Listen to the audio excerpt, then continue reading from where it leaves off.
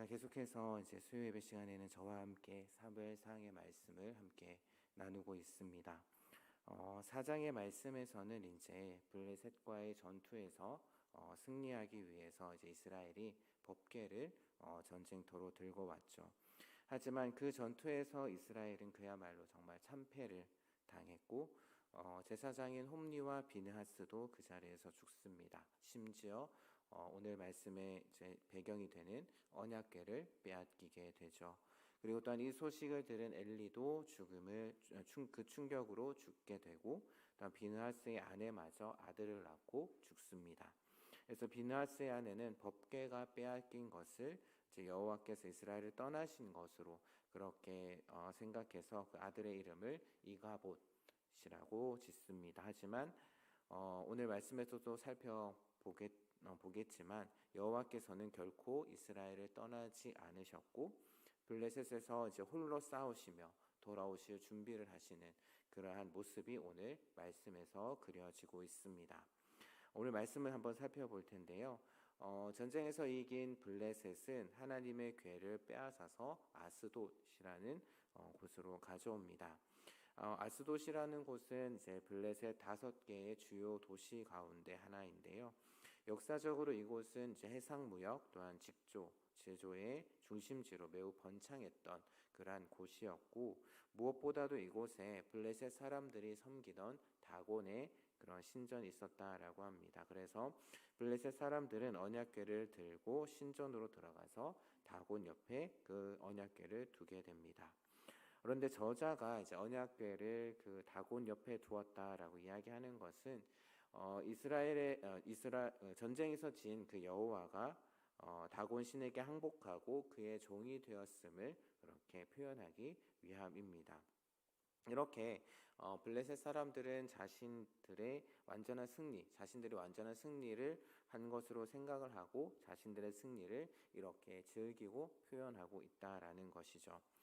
그런데 오늘 우리가 읽었던 3절 말씀부터 이제 놀라운 반전이 일어납니다.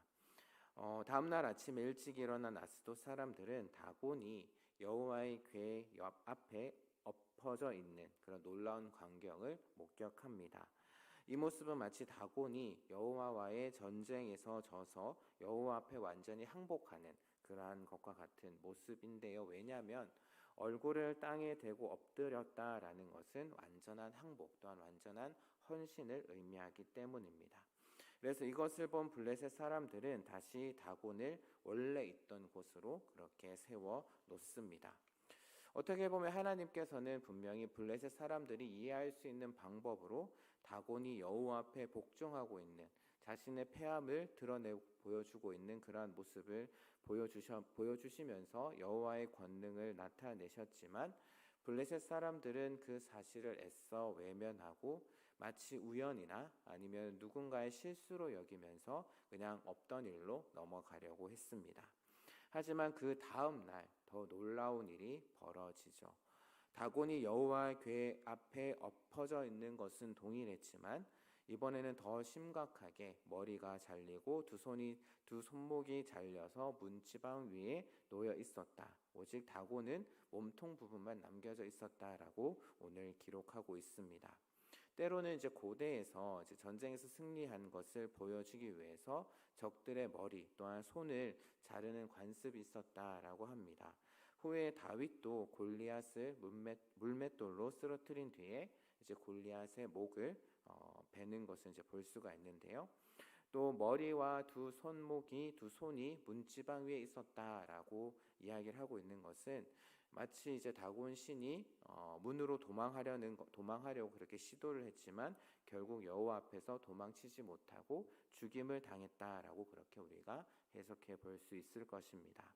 그래서 이러한 모습은 이스라엘의 하나님 여호와가 블레셋 신인 다곤보다 힘이 없어서 이스라엘이 블레셋에게 패한 것이 아니다라는 사실을 보여주면서 이것을 앞의 사건들과 연결해서 생각해 본다면 이스라엘이 전쟁에서 패한 그것은 여호와께서 이스라엘 백성과 또한 엘리 가문을 심판하기 위해서 하나님의 계획하셨던 그런 사건이었음을 우리가 생각해 볼 수 있습니다.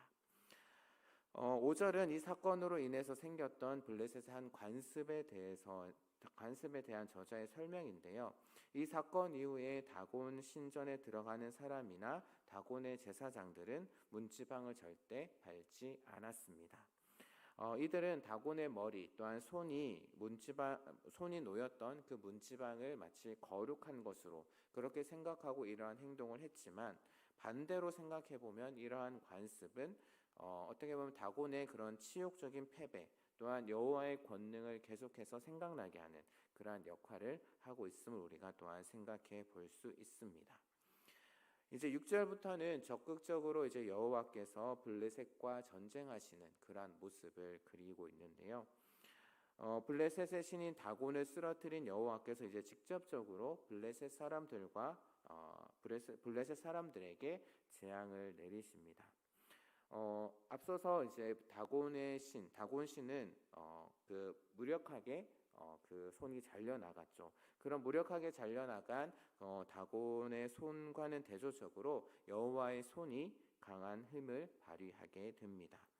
여호와께서 그들이 감당하기 힘든 재앙을 내리기 시작하신 것이죠. 참고로 이제 여기 보게 되면, 오늘 말씀을 보게 되면 여호와의 손이라는 표현이 등장을 하는데요. 이것이 처음 등장한 것이 이제 출애굽기 9장 말씀에서 이제 애굽 사람들의 가축에게 돌림병의 재앙을 내리실 때 처음 등장을 합니다. 오늘 말씀을 보게 되면 그 재앙의 종류는 이제 독종으로 피부병의 일종이라고 하는데요. 학자들마다 이 병을 임파선종, 종양 아니면은 농양이라고도 그렇게 이야기를 하고, 때로는 6장 말씀에 이제 우리가 다음번에 살펴볼 6장 말씀에서 이제 독종과 쥐가 나오게 되는데요. 그래서 이것과 연결시켜서 마치 쥐들이 전염시키는 그런 전염병으로 보는 학자들도 있습니다. 어찌되었든 여호와께서는 이 재앙을 통해서 아스돗과 그 지경 모두를 치십니다. 여호와께서 홀로 블레셋과 싸우고 계신 것이죠. 그래서 이런 끔찍한 재앙을 경험한 아스돗 사람들은 이 재앙이 여호와께서 자신들과 또한 자신들의 신인 다곤과 전쟁을 하신 것으로 그렇게 분명히 깨달았습니다. 그래서 여호와의 궤가 블레셋 사람들에게 있어서 여호와의 힘을 보여주는 하나의 수단이 된 것이죠. 물론 법궤 자체에 그런 힘이 있는 것은 아닙니다. 하나님께서 직접 손을 쓰신 것이죠. 하지만 블레셋 사람들은 법궤 자체를 여호와 하나님, 이스라엘의 하나님으로 여겼던 것입니다. 그리고 또한 이 재앙을 견딜 수 없게 되자 블레셋 사람들은 방백들을 모으고 재앙의 원인이 되는 그 여호와의 궤를 어떻게 할 것인지 의논을 한 다음에 가드로 옮기게 됩니다. 아직 다른 지방의 사람들은 이스라엘 하나님의 무서움을 몰랐기 때문에 단지 장소만 옮기면 아마 그 재앙이 그칠 것이다 라고 그렇게 생각한 모양입니다. 하지만 가드에서는 더 크고 심한 재앙을 하나님께서 내리시죠. 성읍의 큰 자 또한 작은 자를 다 치셨다. 즉 남녀노소 지위 고하를 막론하고 모두에게 독종이 생기게 하셨다라는 그러한 의미입니다. 그래서 가드의 재앙이 아스돗보다 더 크게 더 심하게 내리자 다시 방백들이 모여서 의논을 하기 시작하는데요. 그러면서 이번에는 또 다른 블레셋의 도시인 에글론으로 보내기로 합니다. 하지만 소문이 진짜 빠르죠. 소문이 발보다 빠르다라고 하는 것처럼 이미 법궤로 인한 재앙의 소문이 에글론에도 퍼져 있었고, 법궤가 에글론에 도착하자 에글론 사람들은 법궤를 보낸 사람들을 향해서 너희들이 우리를 죽이려고 이것을 보내었느냐라고 하면서 원망합니다. 그러자 이제 블레셋 방백들이 다시 모여서 그러면 법궤를 원래 있던 곳으로 보내서 죽음을 면하자라고 제안을 하죠. 그래서 여기서 이제 여호와의 손이 엄중하다, 또한 여호와의 손이 매우 심하게 치신다라는 그런 표현을 반복해서 사용함으로 인해서 여호와께서 블레셋에 매우 심한 재앙을 내리고 계시다라는 것, 그리고 블레셋은 이러한 여호와의 권능을 감당할 수 없다라는 것을 오늘 본문은 우리에게 보여주고 있습니다. 결국 블레셋 사람들은 자신들의 신에게 도움을 요청하면서 울부짖습니다. 그리고 이들은 비록 이스라엘과 전쟁에서 크게 이겼습니다. 그래서 오히려 안심하고 돌아온 그 고향에서 행해지는 여호와의 공격에 속수무책으로 당하면서 패배의 피눈물을 흘리지 않을 수가 없었는데요. 비록 여호와께서 이스라엘 백성들의 죄 그리고 엘리 가문의 죄를 심판하기 위해서 블레셋을 어떻게 보면 몽둥이로 그렇게 사용하셨죠. 그리고 하나님께서는 그 몽둥이로 사용하신 블레셋과 홀로 싸우시면서 하나님의 권능, 하나님의 힘을 보여주심으로 이스라엘 백성들이 실패한 것이 곧 여호와의 실패가 아니다라는 사실을 오늘 본문을 통해서 우리에게 보여주고 계십니다. 때로는 이제 말씀들을 읽어보게 되면 이해되지 않는 부분들이 많이 있습니다. 특별히 하나님께서 하시는 일들을 보면은 우리의 지혜로 이해되지 않는 부분들이 많이 있습니다. 오늘 말씀도 좀 그런 것 같습니다. 왜 하나님께서는 자신의 이름이 땅에 떨어질 것을 아심에도 이방 사람들의 풍습 그리고 당시 사람들은 이제 전쟁을 신들의 전쟁으로 보았고 이긴 나라의 신이 있는 신전에 패한 나라의 그 신의 형상을 가져다 두는 것은 그것을 통해서 우리의 신이 이겼다. 우리의 신이 힘이 있어서 더 힘이 세어서 그 나라의 신을 이겼다라고 그렇게 과시하는 풍습이 있다라는 것을 알고 계셨음에도 왜 하나님께서는 자신을 그런 처지에 두신 것일까?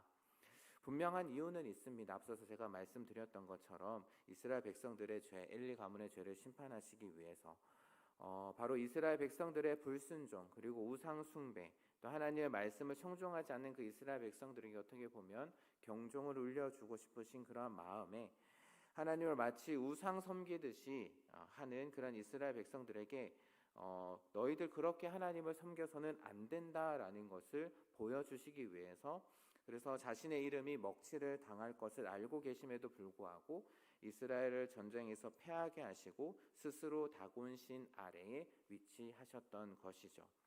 하지만 그렇다라고 해서 하나님이 패하신 것은 아니었습니다. 이스라엘 백성은 하나님을 섬기는 것에 또한 하나님 말씀을 듣는 것에는 실패했지만 하나님께서는 실패하지 않으셨다라는 것이죠. 오히려 블레셋 땅에 가셔서 홀로 싸우고 계시는 그래서 세상의 신은 다 헛된 것이고 오직 하나님만이 참된 신이심을 오늘 말씀을 통해서 하나님은 우리에게 보여주고 계신 것입니다. 하나님께서는 이제 모세에게 십계명을 주셨죠. 시내산에서. 그리고 그 십계명의 내용 중에 세 번째 계명이 이것입니다. 너는 내 하나님의 이름을 망령되게 부르지 말라. 쉽게 이야기를 하면은 하나님의 이름에 먹칠하지 말라라는 그러한 말씀입니다. 세상 가운데서 하나님의 이름이 욕먹지 않도록 너희들이 그러한 삶을 살아야 함을 이 계명을 통해서 이스라엘 백성들에게 또한 우리에게 알려주고 계신 것이죠.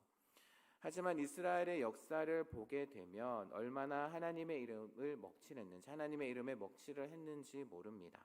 그래서 바울은 이사야서의 말씀을 인용하면서 로마서에서 이렇게 말씀하죠. 기록된 바와 같이 하나님의 이름이 너희 유대인들 때문에 이방인 중에서 모독을 받는도다. 하나님의 백성이라고 하는 이스라엘이 하나님의 택함을 받았고 하나님의 말씀인 율법을 가지고 있다고 자부하는 그 이스라엘이 하나님이 바라시는 방법대로 살지 않고 하나님의 말씀을 듣지도 않고 하나님의 말씀에 순종하지도 않는 모습, 하나님께서 바라시는 삶의 모습은 사랑과 공의가 실천되어지는 그러한 삶을 살아가는 것인데 그러한 모습대로 살지 않고 오히려 우상을 쫓아가는, 그래서 세상 사람들과 별반 다를 바 없는 그런 모습으로 살아가는 그들의 모습으로 인해서 이방인들이 하나님의 이름을 모독하고 있다라고 이야기를 하고 있는 것입니다. 이렇게 이스라엘은 하나님의 이름이 땅에 떨어지도록 그렇게 만들었지만 하나님께서는 그렇게 땅에 떨어진 그 이름을 다시금 세워지도록 자신의 이름을 위해서 일하신다라고 성경에서는 이야기를 하고 있습니다. 특별히 에스겔서의 말씀을 보게 되면 하나님께서 이제 미래에 있을 일에 대해서 에스겔에게 말씀하시는 장면이 있습니다.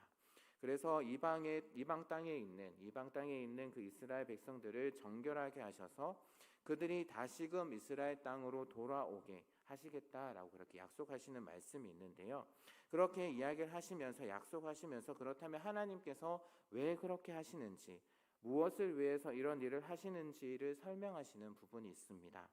에스겔서 36장 21절에서 23절을 보게 되면 이렇게 말씀을 하시는데요. 제가 한번 읽어드려 보겠습니다. 자막이 나오니까요. 같이 한번 함께 한 목소리로 읽어보도록 하겠습니다. 함께 읽겠습니다. 그러나 이스라엘 족속이 들어간 그 여러 나라에서 더럽힌 그러므로 너는 이스라엘 족속에게 이르기를 이스라엘 족속아 내가 이렇게 행함은 너희를 위함이 아니요 너희가 들어간 그 여러 나라에서 더럽힌 나의 거룩한 이름을 위함이라. 여러 나라 가운데서 더럽혀진 이름 곧 너희가 그들 가운데서 더럽힌 나의 큰 이름을 내가 거룩하게 할지라. 내가 그들의 눈에 앞에서 너희로 말미암아 나의 거룩함을 나타내리니 내가 여호와인 줄을 여러 나라 사람이 알리라. 주 여호와의 말씀이라. 아멘. 하나님께서 이스라엘 백성들을 정결하게 해서 그들을 그 땅에서 다시금 유대 땅으로 돌아오게 하시는 그 목적, 그것이 무엇이냐? 바로 너희들을 위한 것이 아니라 너희들을 위해서 이런 일을 하는 것이 아니라 그 땅에서 더럽혀진 자신의 거룩한 이름, 큰 이름을 위해서 그 이름을 다시금 거룩하게 하기 위해서 내가 그 일을 행한다라고 하나님께서는 에스겔을 통해서 우리에게 말씀해 주고 계십니다. 그래서 이스라엘 백성들의 불순종으로 인해서 여호와의 이름이 더럽혀졌는데, 그래서 그 이스라엘 백성들로 인해서 더럽혀진 그 여호와의 거룩한 이름, 그래서 그 이름을 다시 거룩하게 하기 위해서 이스라엘 백성들을 정결하게 하고 그들을 모아서 고국 땅으로 돌아가게 하시겠다라고 여기서 말씀하고 계신 것이죠.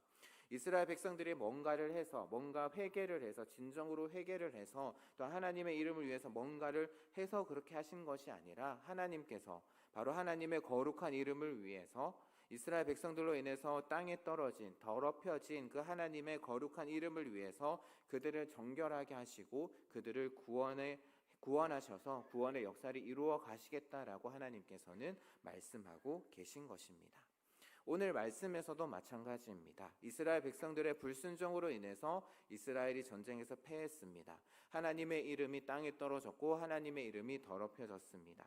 거기에 대해서 이스라엘 백성들이 회개했다라는 말씀 나오지 않습니다. 오히려 전쟁에서 패한 것으로 인해서 슬퍼했지 그것으로 인해서 그들의 죄를 회개했다라는 말씀은 나오지 않습니다. 또한 그들이 하나님의 이름을 위해서 뭔가를 했다라는 것도 나오지 않습니다.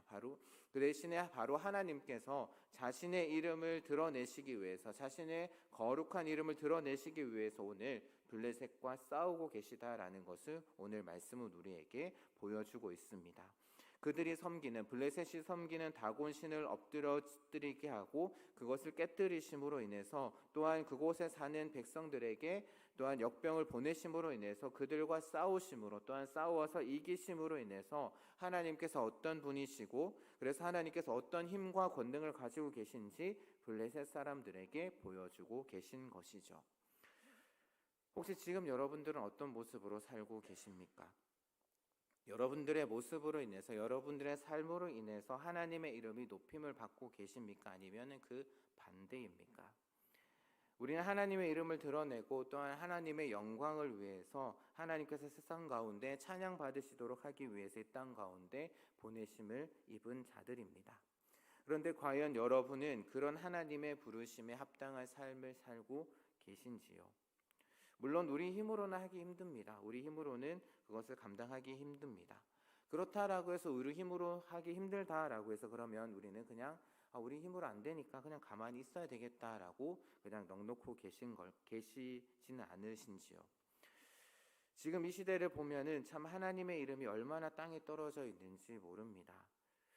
왜 사람들이 교회를 싫어할까요? 왜 전도가 힘든 것일까요? 왜 교회의 성도들의 수가 매년 그렇게 줄어들고 있는 것일까요? 그것은 분명 여러 가지 이유가 있을 것입니다.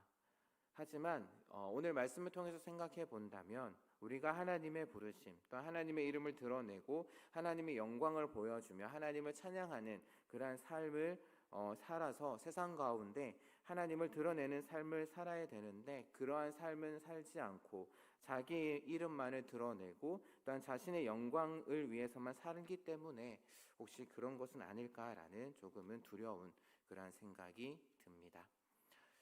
이스라엘 백성들처럼 하나님을 섬긴다라고 하면서도 마치 하나님을 이방의 우상들처럼 섬기듯이 섬기고 있기 때문인지는 아닌지 그런 생각도 들기도 합니다. 그럼 우리는 이 시대에 어떻게 해야 하는 것일까요? 오늘 말씀이 우리에게 보여주는 교훈은 무엇일까요? 이 땅 가운데 하나님의 이름이 모독을 받고 땅에 떨어지는 것 같아도 여전히 하나님께서는 일하고 계신다라는 겁니다. 그것도 자신의 이름을 위해서 일하고 계신다라는 것이죠. 우리를 위함이 아니라 바로 자신의 이름을 위해서 하나님께서는 일하고 계신다라는 사실을 우리는 꼭 기억해야 할 것입니다. 하나님이 우리를 구원하신 것도 우리가 편안한 삶을 살도록 하기 때문이 아니라 또한 이 땅에서 잘 먹고 잘 살도록 하시기 위함이 아니라 우리가 그냥 단순히 이 땅에서 죽어서 천국 가서 그냥 그곳에서 평안한 삶을 살도록 하시기 위함이 아니라 그것을 위해서 우리를 구원하신 것이 아니라 바로 하나님의 이름을 위해서 우리를 구원하신 것이다 라는 것 우리는 늘 생각해야 할 것입니다. 그래서 다윗도 이렇게 고백을 하죠. 내 영혼을 소생시키시고 자기 이름을 위하여 의의 길로 인도하시는도다. 자신의 이름을 위해서 지금도 일하고 계시는 하나님, 자신의 이름을 위해서 우리를 구원하시고 우리를 의의 길로 인도하시는 하나님, 자신의 이름을 위해서 지금도 일하시고 지금도 홀로 싸움을 싸우고 계시는 하나님, 그 하나님 편에 서서 하나님의 영광을 위해서 하루하루를 살아가는 그러한 저와 여러분이 되기를 바랍니다. 우리의 힘으로는 부족합니다. 우리의 지혜로는 버거울 것입니다. 그렇기에 우리에게는 하나님의 도우심이 필요합니다. 하나님의 도우심을 구하는 기도가 필요합니다. 매일의 삶 가운데 말씀으로 우리 자신들의 모습을, 우리 자신의 모습을 바라보며 또한 그 가운데 하나님의 뜻을 깨닫고 말씀대로 살기 위해서 기도하는, 그래서 하나님이 우리의 삶 가운데 역사하셔서 우리를 통해서 자신의 이름을 드러내시도록, 하나님의 그 거룩하신 이름을 드러내시도록 나를 내어드리는 그러한 저와 여러분이기를 주님의 이름으로 축복합니다. 기도하겠습니다. 지금도 살아계셔서 우리 삶 가운데 일하고 계시는 하나님 아버지, 오늘 말씀을 통해서 자신의 이름을 위해서 일하고 계시는 하나님의 모습을 봅니다. 이스라엘 백성들이 하나님 말씀에 순종하지 않고 자신의 소견에 옳은 대로 행함으로 인해서 그들이 전쟁의 패에 하나님의 이름을 땅에 떨어뜨리는 일이 있었음에도 그 모든 것이 하나님의 역사하심 가운데 일어난 일이고 또한 자신의 이름을 위해서 싸우시는 하나님의 모습을 오늘 말씀을 통해서 보았습니다. 지금도 하나님의 이름, 그 거룩한 이름을 위하여서 일하시는 하나님 보기를 원합니다. 우리의 믿음의 눈을 열어주셔서 지금도 우리 삶 가운데 역사하시는 하나님을 보게 하시고 우리의 삶을 통해서 하나님의 이름, 당신의 이름을 드러내시옵소서. 날마다 말씀 가운데 우리의 모습을 비춰보게 하시고 하나님의 뜻을 깨달아 말씀대로 살아가는 저희들, 그래서 그런 우리의 삶을 통해서 하나님의 거룩하신 이름이 이 땅 가운데 드러나도록, 하나님의 영광이 이 땅 가운데 충만하도록 저희들을 사용하여 주시옵소서. 감사드리며 예수님 이름으로 기도합니다.